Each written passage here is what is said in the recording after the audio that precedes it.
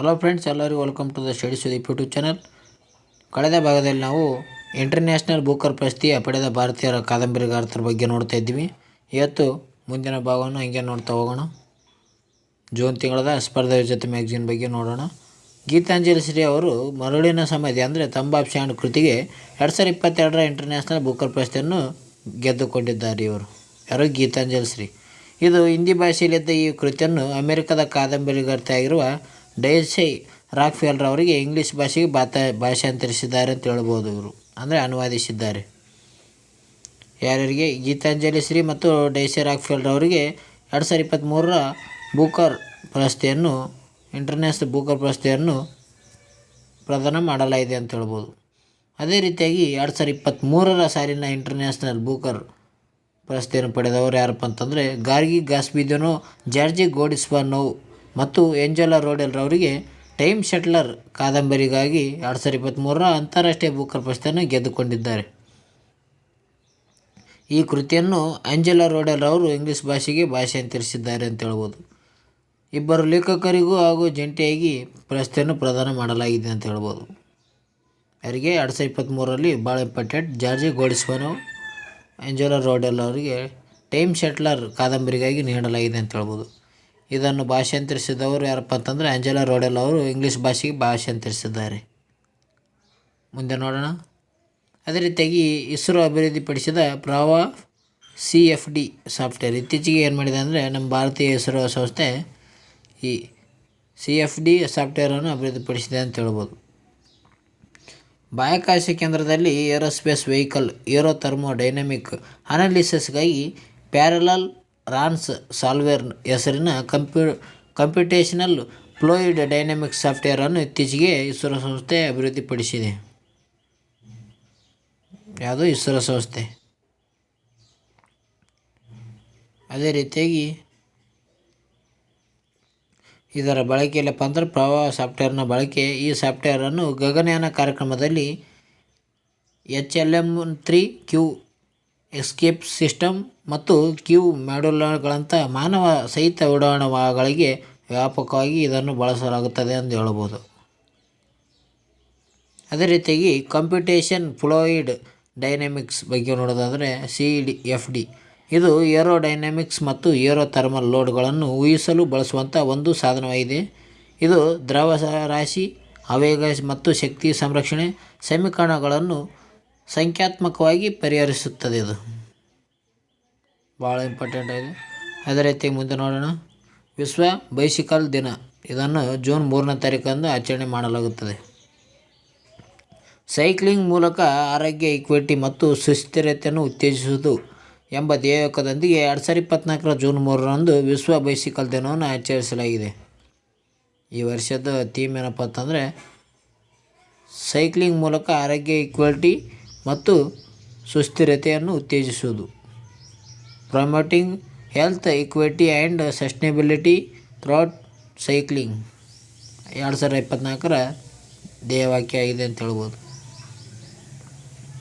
ಅದರ ಜೊತೆಗೆ ಮೈಸೂರಿನಲ್ಲಿ ಕೂಡ ಸಾರ್ವಜನಿಕವಾಗಿ ಬೈಸಿಕಲ್ ಹಂಚಿಕೆ ಯೋಜನೆಯನ್ನು ಪ್ರಾರಂಭ ಮಾಡಲಾಯಿತು. ಯಾವಾಗ ಅಂದರೆ 2017ರಲ್ಲಿ ಇದನ್ನು ಜಾರಿಗೆ ತರಲಾಗಿದೆ.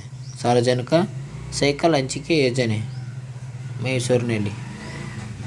ಅದೇ ರೀತಿಯಾಗಿ ಈ ವಿಶ್ವ ಬೈಸಿಕಲ್ ಆಚರಣೆಯಲ್ಲಿ ನೋಡೋದಾದರೆ ಇದನ್ನು ಪ್ರತಿ ವರ್ಷ ಜೂನ್ 3ನೇ ತಾರೀಕಂದು ಆಚರಣೆ ಮಾಡಲಾಗುತ್ತದೆ. ಇದನ್ನು ವಿಶ್ವಸಂಸ್ಥೆಯ ಸಾಮಾನ್ಯ ಸಭೆ ಏಪ್ರಿಲ್ 2018ರಲ್ಲಿ ಘೋಷಿಸಿದೆ. ಈ ನಿರ್ಣಯವನ್ನು ಎಲ್ಲ ರಾಷ್ಟ್ರಗಳಾಗಿರುವ ಅಂದರೆ 193 ಸದಸ್ಯ ರಾಷ್ಟ್ರಗಳು ಬೆಂಬಲಿಸುತ್ತವೆ. ಪ್ರಾದೇಶಿಕ, ಉಪರಾಷ್ಟ್ರೀಯ ಮತ್ತು ಅಂತಾರಾಷ್ಟ್ರೀಯ ಅಭಿವೃದ್ಧಿ ಕಾರ್ಯಕ್ರಮಗಳು ಮತ್ತು ನೀತಿಗಳಲ್ಲಿ ಬೈಸಿಕಲ್ಗಳನ್ನು ಸೇರಿಸುವುದನ್ನು ಉತ್ತೇಜಿಸುತ್ತದೆ. ಇದು ಅದೇ ರೀತಿಯಾಗಿ ಬೈಸಿಕಲ್ ಸಂಶೋಧನೆ ಮಾಡಿದಾರಪ್ಪ ಅಂತಂದರೆ 1817ರಲ್ಲಿ ಬೈಸಿಕಲ್ನ ಮುಂಚೂಣಿಯಲ್ಲಿರುವ ಹ್ಯಾವಿ ಅಥವಾ ಡ್ಯಾಡಿ ಹಾರ್ಸ್ ಅನ್ನು ಕಂಡುಹಿಡಿದ ಕೀರ್ತಿಗೆ ಫ್ರಾನ್ಸ್ನ ಬ್ಯಾರಲ್ ಕಾರ್ಲ್ ಮನ್ ಡ್ರೈಸ್ ಪಾತ್ರರಾಗಿದ್ದಾರೆ. ಯಾರು? ಫ್ರಾನ್ಸ್ನ ಬ್ಯಾರನ್ ಕಾರ್ಲ್ ವಾನ್ ಡ್ರೈಸ್ ಇವರು ಪಾತ್ರರಾಗಿದ್ದಾರೆ ಅಂತ ಹೇಳಬಹುದು 1817ರಲ್ಲಿ. ಅದೇ ರೀತಿಯಾಗಿ ಮುಂದೆ ನೋಡೋದಾದರೆ ಅಂತಾರಾಷ್ಟ್ರೀಯ ಬಾಹ್ಯಾಕಾಶ ನಿಲ್ದಾಣ ತಲುಪಿದ ಸುನೀತಾ ವಿಲಿಯಮ್ಸ್ ಇತ್ತೀಚೆಗೆ ಏನು ಮಾಡಿದ್ದಾರೆ ಅಂದರೆ ಭಾರತ ಮೂಲದ ಗಗನಯಾತ್ರಿಯಾಗಿರುವ ಸುನೀತಾ ವಿಲಿಯಮ್ಸ್ ಮತ್ತು ಅವರ ಸಹಯಾತ್ರಿಯಾಗಿರುವ ಬಚ್ ವಿಲ್ಮೋರ್ ಅವರು ಯಶಸ್ವಿಯಾಗಿ ಇತ್ತೀಚೆಗೆ ಅಂತಾರಾಷ್ಟ್ರೀಯ ಬಾಹ್ಯಾಕಾಶ ನಿಲ್ದಾಣವನ್ನು ತಲುಪಿದ್ದಾರೆ ಎಂದು ಹೇಳ್ಬೋದು. ಎಷ್ಟು ಜನ? 2 ಜನ. ಅಂತಾರಾಷ್ಟ್ರೀಯ ಬಾಹ್ಯಾಕಾಶ ನಿಲ್ದಾಣ ಯಾನ ಕೈಗೊಂಡಿರುವ ಭಾರತದ ಮೂಲದ ಗಗನಯಾತ್ರಿ ಸುನೀತಾ ವಿಲಿಯಮ್ಸ್ ಮತ್ತು ಬಚ್ ವಿಲ್ಮೋರ್ ಅವರು ಸ್ಟಾರ್ ಲೈನರನ್ನು ಮುನ್ನಡೆಸುವ ಮೂಲಕ ಗಮನ ಸೆಳೆದಿದ್ದಾರೆ. ಇವರು ಅದೇ ರೀತಿಯಾಗಿ ಪೈಲಟ್ ಆಗಿ ಕಾರ್ಯನಿರ್ವಹಿಸಿದ್ದವರು ಯಾರಪ್ಪ ಅಂತಂದರೆ ಈ ಸುನೀತಾ ವಿಲಿಯಮ್ಸ್ ಅವರು. ಇವರು 56 ವರ್ಷದವರಾಗಿದ್ದಾರೆ. ಇದು 3ನೇ ಬಾಹ್ಯಾಕಾಶ ಯಾನ ಆಗಿದೆ. ಇವರು ಯಾರಿಗೆ ಅಂದರೆ ಸುನೀತಾ ವಿಲಿಯಮ್ಸ್ ಅವರಿಗೆ ಇದು 3ನೇ ಬಾಹ್ಯಾಕಾಶ ಯಾನ ಅಂತ ಹೇಳ್ಬೋದು. ಅದೇ ರೀತಿಯಾಗಿ ಕಮಾಂಡರ್ ಆಗಿ ಕಾರ್ಯನಿರ್ವಹಿಸಿದವರು ಯಾರಪ್ಪ ಅಂತಂದರೆ ಬಚ್ ವಿಲ್ಮೋರ್. ಇವರಿಗೆ 61 ವರ್ಷ ವಯಸ್ಸಾಗಿದೆ. ಇವರು ಬಾಹ್ಯಾಕಾಶದ ಕಾರ್ಯಕ್ರಮದ ಕಮಾಂಡ್ ಆಗಿ ಕೆಲಸವನ್ನು ಮಾಡಿ ಮೇಲಕ್ಕೆ ಹೋಗಿದ್ದಾರೆ. ಈಗ ಅಂದರೆ ತಲುಪಿದ್ದಾರೆ ಅಂತಾರಾಷ್ಟ್ರೀಯ ಬಾಹ್ಯಾಕಾಶ ನಿಲ್ದಾಣವನ್ನು. ಅದೇ ರೀತಿ ಗಗನನೌಕೆಯ ಚಾಲನೆಯ ಪ್ರಾತ್ಯಕ್ಷಿಕತೆ ಬಗ್ಗೆ ನೋಡಿಕೊಳ್ಳಿ ಫ್ರೆಂಡ್ಸ್, ಪಾಸ್ ಮಾಡಿಕೊಂಡು. ಮುಂದೆ ನೋಡೋಣ. 1000 ದಿನಗಳ ಬಾಹ್ಯಾಕಾಶದಲ್ಲಿ ಕಳೆದು ದಾಖಲೆ ನಿರ್ಮಿಸಿದ ರಷ್ಯಾದ ಗಗನಯಾತ್ರಿ ಯಾರಪ್ಪ ಅಂತಂದರೆ ಒಲೆಗ್ ಕೊನೊನೆಂಕೊ. ಈ ಒಲೆಗ್ ಕೊನೊನೆಂಕೊ ಅವರು 1000 ದಿನಗಳ ಬಾಹ್ಯಾಕಾಶದಲ್ಲಿ ಕಳೆದು ದಾಖಲೆ ನಿರ್ಮಿಸಿದ್ದಾರೆ ಎಂದು ಹೇಳ್ಬೋದು. ರಷ್ಯಾದ 59 ವರ್ಷದ ಗಗನಯಾತ್ರಿ ಆಗಿರುವ ಒಲೆಗ್ ಕೊನೊನೆಂಕೊ ರವರು 1000 ದಿನಗಳವರೆಗೆ ಬಾಹ್ಯಾಕಾಶದಲ್ಲಿ ಕಳೆದು ದಾಖಲೆ ನಿರ್ಮಿಸಿದ್ದಾರೆ. ಈ ಮೂಲಕ ಈ ಸಾಧನೆ ಮಾಡಿದ ಮೊದಲ ವ್ಯಕ್ತಿ ಎಂಬ ಹೆಗ್ಗಳಿಕೆಗೆ ರಷ್ಯಾದ ಬಾಹ್ಯಾಕಾಶ ಸಂಸ್ಥೆಯಾದ ರೋಸ್ಕಾಸ್ಮೋಸ್ ಇತ್ತೀಚೆಗೆ ಘೋಷಿಸಿದೆ. ಇವರಿಗೆ 1 ವರ್ಷ ಬಾಹ್ಯಾಕಾಶದಲ್ಲಿ ಕಳೆದರು. ಇವರು ಮೊದಲು ಯಾವಾಗ ಪ್ರಯಾಣ ಪ್ರಾರಂಭ ಮಾಡಿದ್ರು ಅಂದರೆ 2008ರಲ್ಲಿ ಇವರು ಮೊದಲ ಬಾಹ್ಯಾಕಾಶ ಪ್ರಯಾಣವನ್ನು ಪ್ರಾರಂಭ ಮಾಡಿದರು. ನಂತರ 2011, 2015, 2018ರಲ್ಲಿ ಮತ್ತು ಕೊನೆಯದಾಗಿ 2023ರಲ್ಲಿ ಅಂತಾರಾಷ್ಟ್ರೀಯ ಬಾಹ್ಯಾಕಾಶ ನಿಲ್ದಾಣಕ್ಕೆ ಇವರು ಹೋಗಿದ್ದಾರೆ ಅಂತ ಹೇಳ್ಬೋದು. ಅದರ ಜೊತೆಗೆ ಮೊದಲು ಯಾರಾದ್ರಪ್ಪ ಅಂದರೆ ಗೆನ್ನಡಿ ಪದಲ್ಕ ಅವರು 878 ದಿನಗಳ ದಾಖಲೆಯನ್ನು ಮಾಡಿದ್ದರು. ಈ ದಾಖಲೆಯನ್ನು ಮುರಿದ ಕೊನೊನೆಂಕೊ ಈ ದಾಖಲೆಯನ್ನು ಇವರು ಮುರಿದ್ದಾರೆ ಅಂತ ಹೇಳ್ಬೋದು. 5ನೇ ಕಾರ್ಯಾಚರಣೆ 2023 ಸೆಪ್ಟೆಂಬರ್ 15ರಂದು ಅಂತಾರಾಷ್ಟ್ರೀಯ ಬಾಹ್ಯಾಕಾಶ ನಿಲ್ದಾಣಕ್ಕೆ ಒಲೆಗ್ ಕೊನೊನೆಂಕೊ ಅವರು ತಮ್ಮ ಪ್ರಯಾಣವನ್ನು ಆರಂಭಿಸಿದರು. ಇದು ಅವರ 5ನೇ ಕಾರ್ಯಾಚರಣೆಯಾಗಿದೆ ಅಂತ ಹೇಳ್ಬೋದು. ಈ ಕಾರ್ಯಾಚರಣೆಯಲ್ಲಿ ತಮ್ಮ 1000 ದಿನಗಳನ್ನು ಬಾಹ್ಯಾಕಾಶದಲ್ಲಿ ಕಳೆದು ಸಾಧನೆ ಮಾಡಿದ್ದಾರೆ. ಇಂಪಾರ್ಟೆಂಟ್ ಒಲೆಗ್ ಕೊನೊನೆಂಕೊ ನೋಡಿಕೊಳ್ಳಿ. ಅದೇ ರೀತಿ ಮುಂದೆ ನೋಡೋದಾದರೆ ದೇಶದ GDP ಬೆಳವಣಿಗೆ ದರ 8.2% ದಾಖಲೆ NSO ವರದಿಯನ್ನು ನೀಡಿದೆ ಇತ್ತೀಚೆಗೆ 2023-24 ಸಾಲಿನ GDP. 2023-24 ಸಾಲಿನ ಭಾರತದ GDP ಬೆಳವಣಿಗೆ ದರ 8.2% ದಾಖಲಾಗಿದೆ ಎಂದು ರಾಷ್ಟ್ರೀಯ ಸಂಖ್ಯಾಶಾಸ್ತ್ರ ಕಚೇರಿಯಾಗಿರುವ NSOವು ಇತ್ತೀಚೆಗೆ ಬಿಡುಗಡೆ ಮಾಡಿರುವ ವರದಿಯಲ್ಲಿ ಹೇಳಿದೆ ಅಂತ ಹೇಳ್ಬೋದು. ಎಷ್ಟು? 8.2% ಬೆಳವಣಿಗೆ ದರ ಏರಿಕೆ ಆಗಲು ಕಾರಣ ಏನೇನಪ್ಪ ಅಂತಂದರೆ ಇದು ಉತ್ಪಾದನೆ ಆಗಿರ್ಬೋದು, ನಿರ್ಮಾಣ ಕ್ಷೇತ್ರದಲ್ಲಿ ವಿಸ್ತರಣೆ ಆಗಿರುವುದು ಮತ್ತು ಜನವರಿ-ಮಾರ್ಚ್ ತ್ರೈಮಾಸಿಕ ಬೆಳವಣಿಗೆಯಿಂದಾಗಿ ಬಲವಾದ ಉತ್ತೇಜನದಿಂದಾಗಿರ್ಬೋದು. ಅದೇ ರೀತಿಯಾಗಿ ಭಾರತದ ಆರ್ಥಿಕತೆಯು 8.2% ಬೆಳವಣಿಗೆ ಆಗಲಿದೆ ಎಂದು ಇಂದು ನಿರೀಕ್ಷೆಯನ್ನು ಮೀರಿಸಿದ್ದು ಮತ್ತು ಹೊಸದಕ್ಕೆ ದೃಢವಾದ ಅಡಿಪಾಯವನ್ನು ಹಾಕಿದೆ. ಯಾವುದಪ್ಪ ಅಂತಂದರೆ ಈ ಬೆಳವಣಿಗೆ ಕಾರಣವಾದ ಉತ್ಪಾದನೆ, ನಿರ್ಮಾಣ ಮುಂತಾದವುಗಳಿಂದ ಈಗ ದೇಶದ GDP ಎಷ್ಟಿದೆ ಅಂದರೆ 8.2% ಅಷ್ಟು ಬೆಳವಣಿಗೆಯನ್ನು ದಾಖಲೆಯಾಗಿದೆ. ನೋಡಿಕೊಳ್ಳಿ ಫ್ರೆಂಡ್ಸ್. ಇವು ತ್ರೈಮಾಸಿಕ ಯೋಜನೆಗಳ ಬಗ್ಗೆ ಮೊದಲನೇದಾಗಿ 8.2 ಇತ್ತು, 2ನೇ ತ್ರೈಮಾಸಿಕ 8.1%, 3ನೇ ತ್ರೈಮಾಸಿಕ ಬೆಳವಣಿಗೆ 8.6%, 4ನೇ ತ್ರೈಮಾಸಿಕ ಬೆಳವಣಿಗೆ 7.8% ಆಗಿದೆ. ಅದೇ ರೀತಿಯಾಗಿ ಭಾರತೀಯ ಆರ್ಥಿಕತೆಯ 3 ವಲಯಗಳಿದ್ದಾವೆ. ಅಂದರೆ ಯಾವ್ಯಾವಪ್ಪ ಅಂತಂದರೆ ಪ್ರಾಥಮಿಕ ವಲಯ, ದ್ವಿತೀಯ ವಲಯ ಎಂಬ 3 ವಲಯಗಳನ್ನು ಭಾರತೀಯ ಆರ್ಥಿಕತೆ ವಲಯಗಳನ್ನು ಒಳಗೊಂಡಿದೆ. ಈ ಪ್ರಾಥಮಿಕ ವಲಯದಲ್ಲಿ ಕೃಷಿಯಾಗಿರ್ಬೋದು, ಜಾನುವಾರು, ಅರಣ್ಯ ಮತ್ತು ಮೀನುಗಾರಿಕೆ, ಗಣಿಗಾರಿಕೆ, ಕಲ್ಲುಗಾರಿಕೆ ಒಳಗೊಂಡಿದೆ. ಇದು ಯಾವುದು? ಪ್ರಾಥಮಿಕ ವಲಯ. ಭಾಳ ಇಂಪಾರ್ಟೆಂಟ್, ನೋಡಿಕೊಳ್ಳಿದ್ದು. ಅದೇ ರೀತಿಯಾಗಿ ದ್ವಿತೀಯ ವಲಯ. ಈ ದ್ವಿತೀಯ ವಲಯ ಏನೇನು ಒಳಗೊಂಡಿದೆ ಅಂತ ನೋಡೋದಾದರೆ ವಿದ್ಯುತ್ ಶಕ್ತಿ ಇರ್ಬೋದು ಅಥವಾ ಅನಿಲ ಇರ್ಬೋದು, ನೀರು ಸರಬರಾಜು ಇರ್ಬೋದು, ಇತರರ ಉಪಯುಕ್ತತೆ ಸೇವೆಗಳಾಗಿರ್ಬೋದು ಅನ್ನು ಇದು ಒಳಗೊಂಡಿದೆ. ಅದು ದ್ವಿತೀಯ ವಲಯ. ಅದೇ ರೀತಿಯಾಗಿ ತೃತೀಯ ವಲಯ ಅಥವಾ ಸೇವಾ ವಲಯ ಎಂದು ಕರಿತೀವಿ. ಇದು ವ್ಯಾಪಾರ, ಹೋಟೆಲ್, ಸಾರಿಗೆ, ಸಂವಹನ, ಪ್ರಸಾರ, ಹಣಕಾಸು, ಶಿಕ್ಷಣ, ಇತರೆ ಸೇವೆಗಳನ್ನು ಇದು ತೃತೀಯ ವಲಯ ಅಥವಾ ಸೇವಾ ವಲಯ ಒಳಗೊಂಡಿದೆ. ಒಂದನೇ ವಲಯ ಪ್ರಾಥಮಿಕ ವಲಯ, ಎರಡನೇ ವಲಯ ದ್ವಿತೀಯ ವಲಯ, ಮೂರನೇ ವಲಯ ತೃತೀಯ ವಲಯ ಅಥವಾ ಸೇವಾ ವಲಯ ಅಂತ ಹೇಳ್ಬೋದು. ಅದೇ ರೀತಿಯಾಗಿ ಭಾರತೀಯ ಆರ್ಥಿಕತೆಯನ್ನು ಉದ್ಯೋಗದ ಆಧಾರದ ಮೇಲೆ ಪ್ರಾಥಮಿಕ ವಲಯ, ದ್ವಿತೀಯ ವಲಯ ಮತ್ತು ತೃತೀಯ ವಲಯ ಎಂಬ 3 ವಿಶಾಲ ವಲಯಗಳನ್ನಾಗಿ ವಿಂಗಡಿಸಲಾಗಿದೆ ಎಂದು ಹೇಳ್ಬೋದು. ಮುಂದೆ ನೋಡೋಣ. ಮಹಾಲೇಖಪಾಲರು ಅಂದರೆ CGA ವರದಿಯನ್ನು ಇತ್ತೀಚೆಗೆ ಬಿಡುಗಡೆ ಮಾಡಲಾಗಿದೆ. ಅಂದರೆ ಭಾರತದ 2024ನೇ ಆರ್ಥಿಕ ವರ್ಷದ ವಿತ್ತೀಯ ಕೊರತೆ ಪ್ರಮಾಣ ಎಷ್ಟಿದೆಪ್ಪ ಅಂತಂದರೆ 5.63% ಅಷ್ಟು ಭಾರತದ ವಿತ್ತೀಯ ಕೊರತೆ ಇದೆ ಅಂತ ಹೇಳ್ಬೋದು.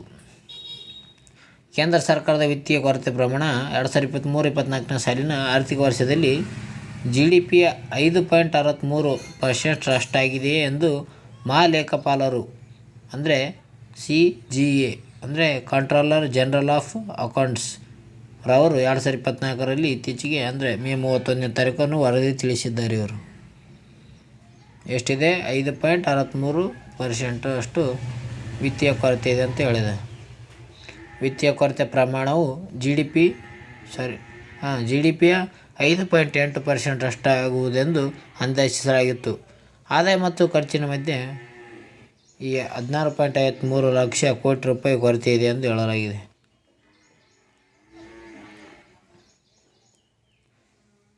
ಅದೇ ರೀತಿ ಮುಂದೆ ನೋಡೋದಾದರೆ 2023ನೇ ಸಾಲಿನ ಆರ್ಥಿಕ ವರ್ಷಕ್ಕೆ ಹೋಲಿಸಿದರೆ ಚೀನಾ, ರಷ್ಯಾ ಮತ್ತು ಸಿಂಗಾಪುರ್, ಕೊರಿಯಾ, ಹಾಂಗ್ಕಾಂಗ್ ನಡುವೆ ವ್ಯಾಪಾರ ಕೊರತೆ ಹಿಗ್ಗಿದೆ. ಸೌದಿ ಅರೇಬಿಯಾ, ಇಂಡೋನೇಷ್ಯಾ, ಇರಾಕ್ ನಡುವೆ ವ್ಯಾಪಾರ ಕೊರತೆ ಅಂತರ ಅತ್ಯಲ್ಪ ಪ್ರಮಾಣದಲ್ಲಿ ಕಡಿಮೆಯಾಗಿದೆ ಎಂದು ಹೇಳ್ಬೋದು. ಈಗ ಭಾರತದಲ್ಲಿ ಅತಿ ಹೆಚ್ಚು ವ್ಯಾಪಾರ ನಡೆಸಿದ ದೇಶ ಯಾವುದಪ್ಪ ಅಂತಂದರೆ ಕೊರತೆಯ ಹೊಂದಿರೋ ದೇಶಗಳು ಯಾವುದಪ್ಪ ಅಂತಂದರೆ ಮೊದಲನೇದಾಗಿ ಚೀನಾ ಇದೆ, ಎರಡನೇದಾಗಿ ರಷ್ಯಾ, ಮೂರನೇದಾಗಿ ಕೊರಿಯಾ, ನಾಲ್ಕನೇದಾಗಿ ಹಾಂಗ್ಕಾಂಗ್ ದೇಶಗಳು ಇವೆ ಅಂತ ಹೇಳ್ಬೋದು. 2023-24ನೇ ಸಾಲಿನ ಭಾರತದೊಂದಿಗೆ ಅತಿ ಹೆಚ್ಚು ವ್ಯಾಪಾರ ನಡೆಸಿದ ರಾಷ್ಟ್ರಗಳ ಪಟ್ಟಿಯಲ್ಲಿ ಅಮೆರಿಕನ್ ಹಿಂದಿಕ್ಕಿ ಇತ್ತೀಚೆಗೆ ಚೀನಾ ದೇಶ ಅಗ್ರಸ್ಥಾನವನ್ನು ಪಡೆದುಕೊಂಡಿದೆ ಅಂತ ಹೇಳ್ಬೋದು. ಭಾರತ ಮತ್ತು ಚೀನಾ ನಡುವೆ 9.83 ಲಕ್ಷ ಕೋಟಿ ರೂಪಾಯಿ ಮೌಲ್ಯದ ದ್ವಿಪಕ್ಷೀಯ ವ್ಯಾಪಾರ ನಡೆದಿದೆ ಅಂತ ಹೇಳ್ಬೋದು. ಈಗ ಅಮೆರಿಕ ಮೊದಲ ಸ್ಥಾನದಲ್ಲಿತ್ತು 2022-23ರಲ್ಲಿ. ಈಗ 2023-24ರಲ್ಲಿ ಚೀನಾ ಮುಂದಿದೆ ಅಂತ ಹೇಳ್ಬೋದು. ಬ್ರಿಟನ್ಗೆ ಭಾರತದಿಂದ ವಿದೇಶಿ ನೇರ ಬಂಡವಾಳ ಹೂಡಿಕೆ ಅಂದರೆ FDI ಮಹಾರಾಷ್ಟ್ರ ಮೊದಲ ಸ್ಥಾನವನ್ನು ಪಡೆದುಕೊಂಡಿದೆ. ಲಂಡನ್ನಲ್ಲಿ ವರದಿಯನ್ನು ಇತ್ತೀಚೆಗೆ ಬಿಡುಗಡೆ ಮಾಡಲಾಗಿದೆ. ಭಾರತದ ದೇಶದಲ್ಲಿ ಅನೇಕ ರಾಷ್ಟ್ರಗಳು ನೇರ ಬಂಡವಾಳ ಹೂಡಿಕೆ ಅಂದರೆ FDIಯನ್ನು ಮಾಡುತ್ತವೆ. ಆದರೆ ಅದೇ ರೀತಿಯಾಗಿ ಭಾರತವು ಕೂಡ ವಿದೇಶಗಳಲ್ಲಿ ನೇರ ಬಂಡವಾಳ ಹೂಡಿಕೆ ಮಾಡುತ್ತದೆ.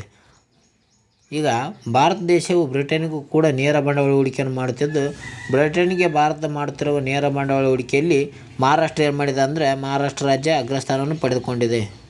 ಈ ಬ್ರಿಟನ್ನಲ್ಲಿ ಬಂಡವಾಳ ಹೂಡಿಕೆ ಮಾಡೋದರಲ್ಲಿ ಮಹಾರಾಷ್ಟ್ರ ಅಗ್ರಸ್ಥಾನ ಪಡೆದುಕೊಂಡಿದೆ. ಕರ್ನಾಟಕ 2ನೇ ಸ್ಥಾನದಲ್ಲಿದೆ ಅಂತ ಹೇಳ್ಬೋದು. ನಮ್ಮ ಕರ್ನಾಟಕ 2ನೇ ಸ್ಥಾನವನ್ನು ಪಡೆದುಕೊಂಡಿದೆ. ದೆಹಲಿ 3ನೇ ಸ್ಥಾನದಲ್ಲಿದೆ ಅಂತ ಹೇಳ್ಬೋದು. ಈ ಭಾರತ ಬ್ರಿಟನ್ಗೆ FDI ಹೂಡಿಕೆ ಮಾಡುವ 10 ರಾಜ್ಯಗಳು ಯಾವ್ಯಾವಪ್ಪ ಅಂತಂದರೆ ಮೊದಲನೇ ಸ್ಥಾನದಲ್ಲಿ ಮಹಾರಾಷ್ಟ್ರ, ಎರಡನೇದು ಕರ್ನಾಟಕ, ಮೂರನೇದು ದೆಹಲಿ, ನಾಲ್ಕನೇದು ಗುಜರಾತ್, ಐದನೇದು ತಮಿಳುನಾಡು, ಆರನೇದು ತೆಲಂಗಾಣ, ಏಳನೇದು ಉತ್ತರ ಪ್ರದೇಶ್, ಎಂಟನೇದು ಹರಿಯಾಣ ಮತ್ತು 9ನೇದು ಪಶ್ಚಿಮ ಬಂಗಾಳ, 10ನೇದು ಕೇರಳ. ಈ 10 ರಾಜ್ಯಗಳು ಭಾರತದಿಂದ ಬ್ರಿಟನ್ಗೆ FDI ಹೂಡಿಕೆಯನ್ನು ಮಾಡುವ ರಾಜ್ಯಗಳಾಗಿವೆ ಅಂತ ಹೇಳ್ಬೋದು. ಅದೇ ರೀತಿಯಾಗಿ ಮುಂದೆ ನೋಡೋದಾದರೆ ಭಾರತೀಯ ಕೈಗಾರಿಕಾ ಒಕ್ಕೂಟದ ಅಧ್ಯಕ್ಷರಾಗಿ ಸಂಜೀವ್ ಪುರಿ ಅವರು ಇತ್ತೀಚೆಗೆ ಆಯ್ಕೆಯಾಗಿದ್ದಾರೆ. ಯಾರು? ಸಂಜೀವ್ ಪುರಿ. ಇವರು 2024-25ನೇ ಸಾಲಿನ ಭಾರತೀಯ ಕೈಗಾರಿಕಾ ಒಕ್ಕೂಟದ ಅಧ್ಯಕ್ಷರಾಗಿ ಇತ್ತೀಚೆಗೆ ಸಂಜೀವ್ ಪುರಿ ಅವರು ಅಧ್ಯಕ್ಷರಾಗಿ ಅಧಿಕಾರ ವಹಿಸಿಕೊಂಡಿದ್ದಾರೆ ಅಂತ ಹೇಳ್ಬೋದು. ಭಾಳ ಇಂಪಾರ್ಟೆಂಟ್. ಸಂಜೀವ್ ಪುರಿ ಇತ್ತೀಚೆಗೆ ನೇಮಕವಾದರ ಬಗ್ಗೆ ಕೇಳಿದರೆ ಇದು ಹೇಳ್ಬೋದು. ಅದೇ ರೀತಿಯಾಗಿ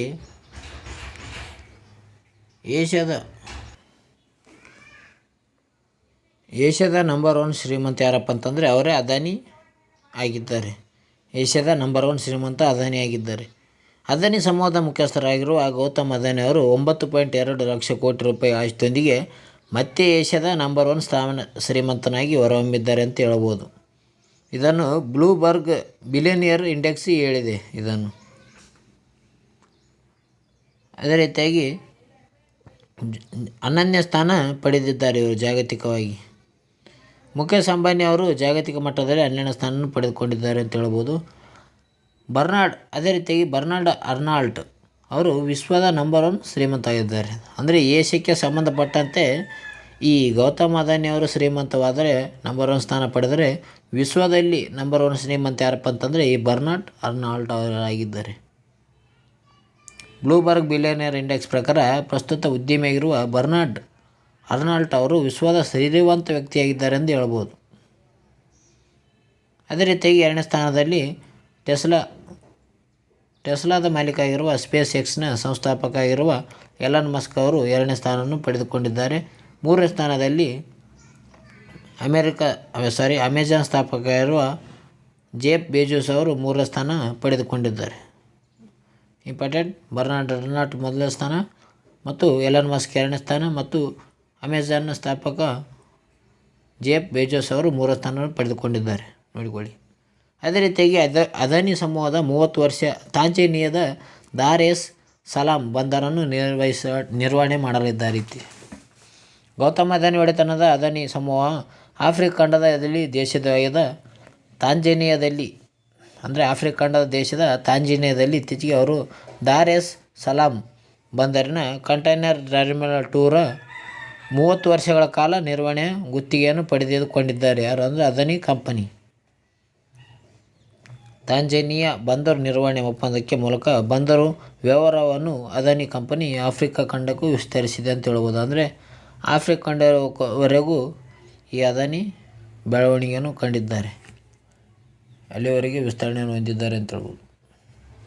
ಇತ್ತೀಚೆಗೆ ಈ ಒಪ್ಪಂದಗಳಿಗೆ ಸಹಿ ಕೂಡ ಹಾಕಿದ್ದಾರೆ. ದಾರ್ ಎಸ್ ಸಲಾಂ ಪೋರ್ಟ್ ಬಗ್ಗೆ ಮಾಹಿತಿ ಇದೆ, ನೋಡಿಕೊಳ್ಳಿ. ಇದು ತಾಂಜಾನಿಯಾದ ಮುಖ್ಯ ಬಂದರು ಮತ್ತು ರೈಲು ರಸ್ತೆ ಮೂಲಸೌಕರ್ಯಗಳೊಂದಿಗೆ ಉತ್ತಮ ಸಂಪರ್ಕ ಹೊಂದಿದ ಒಂದು ವ್ಯವಸ್ಥೆಯಾಗಿದೆ ಅಂತ ಹೇಳ್ಬೋದು. ಅದಾನಿ ಸಂಸ್ಥೆಯು ನಿರ್ವಹಿಸುತ್ತಿರುವ ಅಂತಾರಾಷ್ಟ್ರೀಯ ಬಂದರುಗಳು ಯಾವಪ್ಪ ಅಂತಂದರೆ ತಾಂಜಾನಿಯಾ, ಇದು ದಾರ್ ಎಸ್ ಸಲಾಂ. 2ನೇದಾಗಿ ಇಸ್ರೇಲ್ನಲ್ಲಿ ಹೈಫಾ ಎಂಬ ಬಂದರಿನಲ್ಲಿ ಅದಾನಿ ಕಾರ್ಯನಿರ್ವಹಿಸುತ್ತಿದೆ ಸಂಸ್ಥೆ. ಶ್ರೀಲಂಕಾದಲ್ಲಿ ಟ್ರಾನ್ಸ್ಶಿಪ್ಮೆಂಟ್ ಕೊಲಂಬೋ ಅದಲ್ಲಿ ಅಂತಾರಾಷ್ಟ್ರೀಯ ಬಂದರಿನಲ್ಲಿ ಕಾರ್ಯನಿರ್ವಹಿಸುವ ಈ ಅದಾನಿ ಕಂಪನಿಗಳಾಗಿವೆ ಅಂತ ಹೇಳ್ಬೋದು. ಅದೇ ರೀತಿಯಾಗಿ ನಮ್ಮ ಭಾರತದಲ್ಲಿ ಅದಾನಿ ಸಂಸ್ಥೆ ನಿರ್ವಹಿಸುವ ಪಶ್ಚಿಮ ಕರಾವಳಿಯ ಬಂದರುಗಳು ಗುಜರಾತ್, ಗೋವಾ ಮತ್ತು ಮಹಾರಾಷ್ಟ್ರ, ಕೇರಳ. ಈ ಪಶ್ಚಿಮ ಕರಾವಳಿಯಲ್ಲಿ ಬಂದರನ್ನು ಅದಾನಿ ಕಂಪನಿಗಳು ಕಾರ್ಯನಿರ್ವಹಿಸ್ತಿವೆ. ಕರ್ನಾಟಕ ಒಂದಿಲ್ಲ, ಉಳಿದಿದೆ. ಅದೇ ರೀತಿಯಾಗಿ ಅದಾನಿ ಸಂಸ್ಥೆ ನಿರ್ವಹಿಸುತ್ತಿರುವ ಪೂರ್ವ ಕರಾವಳಿಯ ಬಂದರುಗಳು ಯಾವಪ್ಪ ಅಂತಂದರೆ ಪಶ್ಚಿಮ ಬಂಗಾಳ, ಒಡಿಶಾ, ಆಂಧ್ರ ಪ್ರದೇಶ್, ತಮಿಳುನಾಡು, ಪುದುಚೇರಿ. 5 ಈ ಅದಾನಿ ಪೂರ್ವ ಕರಾವಳಿಯ ಬಂದರುಗಳಾಗಿವೆ. ಮುಂದೆ ನೋಡೋದಾದರೆ ಏರ್ ಟರ್ಬ್ಯುಲೆನ್ಸ್ಗೆ ಸಿಲುಕಿದ ಸಿಂಗಾಪುರದ ಏರ್ಲೈನ್ಸ್ ಇತ್ತೀಚೆಗೆ ಏನು ಮಾಡಿದ್ದಾರೆ ಅಂದರೆ ಸಿಂಗಾಪುರ್ ಏರ್ಲೈನ್ಸ್ ಬೋಯಿಂಗ್ 777-300ER ವಿಮಾನವು ಲಂಡನ್ನಿಂದ ಹೊರಟಿತ್ತು ಇತ್ತೀಚೆಗೆ ಮೇ 21ನೇ ತಾರೀಕು. ಇದು ಟೇಕ್ ಆಫ್ ಆಗಿ 10 ಗಂಟೆ ನಂತರ ಮ್ಯಾನ್ಮಾರ್ ವಾಯು ಪ್ರದೇಶದಲ್ಲಿ ಪ್ರವೇಶಿಸಿತು. 37,000 ಅಡಿಯಲ್ಲಿ ಎತ್ತರದಲ್ಲಿದ್ದಾಗ ಹವಾಮಾನ ವೈಪರೀತ್ಯದಿಂದಾಗಿ ಗಾಳಿಯಲ್ಲಿ ಪ್ರಕ್ಷುಬ್ಧತೆ ಸಿಲುಕಿದಾಗ ವಿಮಾನ ಇದ್ದಕ್ಕಿದ್ದಂತೆ ಅಲುಗಾಡತೊಡಗಿತು. ಪೈಲಟ್ ನಿಯಂತ್ರಣ ತಪ್ಪಿದ ವಿಮಾನ ಕೆಲವೇ 3 ನಿಮಿಷಗಳಲ್ಲಿ 30,000 ಅಡಿಗಳಿಂದ 31,000 ಅಡಿಗೆ ಕೆಳಗೆ ಬಂತು. ಕೆಳಗೆ ಬರೋಣ ಪ್ರಯಾಣಿಕರು ವಿಮಾನದ ಏರಿಳಿತಕ್ಕೆ ಸಿಟ್ಟಿನಿಂದ ಮೇಲಕ್ಕೆ ಹಾರಿದರು. ಒಬ್ಬರು ಗಾಯಗೊಂಡರು, ಒಬ್ಬ ವ್ಯಕ್ತಿ ಸಾವನ್ನಪ್ಪಿದ. ಅದೇ ರೀತಿಯಾಗಿ ಪರಿಸ್ಥಿತಿ ಕೈ ಮೀರಿದಾಗ ಏನು ಮಾಡಿದ್ದಾರೆ ಅಂದರೆ ವಿಮಾನವನ್ನು ಬ್ಯಾಂಕಾಕ್ ಕಡೆಗೆ ತಿರುಗಿಸಿ ಸಿಂಗಾಪುರ್ ಇಳಿಸಬೇಕಾಗಿದ್ದ ವಿಮಾನವನ್ನು ಬ್ಯಾಂಕಾಕ್ನ ಸ್ವರ್ಣಭೂಮಿಯಲ್ಲಿ ಏರ್ಪೋರ್ಟ್ನಲ್ಲಿ ಇಳಿಸಿದ್ದಾರೆ. ಇಲ್ಲಿ ಇತ್ತೀಚೆಗೆ ಏನು ಮಾಡಿದ್ದಾರೆ ಅಂದರೆ ಸಿಂಗಾಪುರ್ ಹೊಂಟಿರೋ ವಿಮಾನದಲ್ಲಿ ಮೇಲಕ್ಕೆ ಹೋದಾಗ ಜಾಸ್ತಿ ಕಂಟ್ರೋಲ್ ತಪ್ಪಿ ಅಳುಗಾಡಿದೆ ಅಂತ ಹೇಳ್ಬೋದು ನಾವು. ಅದು ಗಾಳಿಯಲ್ಲಿ ಸಿಲುಕಿದೆ ಅಂತ ಹೇಳ್ಬೋದು. ಗಾಳಿಯ ಪ್ರಕ್ಷುಬ್ಧತೆ ಬಗ್ಗೆ ಮಾಹಿತಿ ಕೊಟ್ಟಿದ್ದಾರೆ, ನೋಡಿಕೊಳ್ಳಿ. ಅದೇ ರೀತಿಯಾಗಿ ಏರ್ ಟರ್ಬ್ಯುಲೆನ್ಸ್ಗಳ ವಿಧಗಳು ಎಷ್ಟಿದಪ್ಪ ಅಂತಂದರೆ 3 ಇದ್ದಾವೆ. ಲಘು ಪ್ರಕ್ಷುಬ್ಧತೆ, ಮಧ್ಯಮ ಪ್ರಕ್ಷುಬ್ಧತೆ, ತೀವ್ರ ಪ್ರಕ್ಷುಬ್ಧತೆ. ಲಘು ಪ್ರಕ್ಷುಬ್ಧತೆ ಅಂದ್ರೆ ಈಗ ಆದಾಗ ಏನಾಗ್ತದೆ ವಿಮಾನವು 1 ಮೀಟ್ರ್ವರೆಗೆ ಮೇಲಕ್ಕೆ ಮತ್ತು ಕೆಳಕ್ಕೆ ಚಲಿಸುತ್ತದೆ. ಪ್ರಯಾಣಿಕರಿಗೆ ಇದು ಅನುಭವ ಬರೋದಿಲ್ಲ, ಗೊತ್ತಾಗೋದಿಲ್ಲ ಅಂದಂಗೆ ಅರ್ಥ. ಇಂಥ ವಿದ್ಯಮಾನಗಳು ಸಾಕಷ್ಟು ಸಂಭವಿಸ್ತವೆ. ಅದೇ ರೀತಿಯಾಗಿ ಮಧ್ಯಮ ಪ್ರಕ್ಷುಬ್ಧತೆ. ಈ ಸಂದರ್ಭದಲ್ಲಿ ಏನಾಗುತ್ತೆ ಅಂದರೆ ವಿಮಾನ 3 ಅಥವಾ 6 ಮೀಟರ್ ಮೇಲಕ್ಕೆ ಹೋದಾಗ ಕೆಳಗೆ ಚಲಿಸುತ್ತವೆ. ಗಗನದಲ್ಲಿ ಗಗನಸಖಿ ಇದ್ದರೆ ಅವರು ಯಾರಿಗಾದರೂ ಟೀಯನ್ನು ಕೊಡ್ತಿದ್ರೆ ಅಥವಾ ನೀರನ್ನು ಕೊಡ್ತಿದ್ರೆ ಆ ನೀರು ಕೆಳಗಡೆ ಚೆಲ್ಲುತ್ತದೆ ಅಂತ ಹೇಳ್ಬೋದು. ಅಂಥ ಬರೀ ಅಷ್ಟು ಏರ್ಲೈನಿಂದ ಗಾಡಿ ಅಂದರೆ ಕೆಳಗೆ ಬೀಳಬಹುದಾಗಿದೆ ಅಂತ ಹೇಳ್ಬೋದು.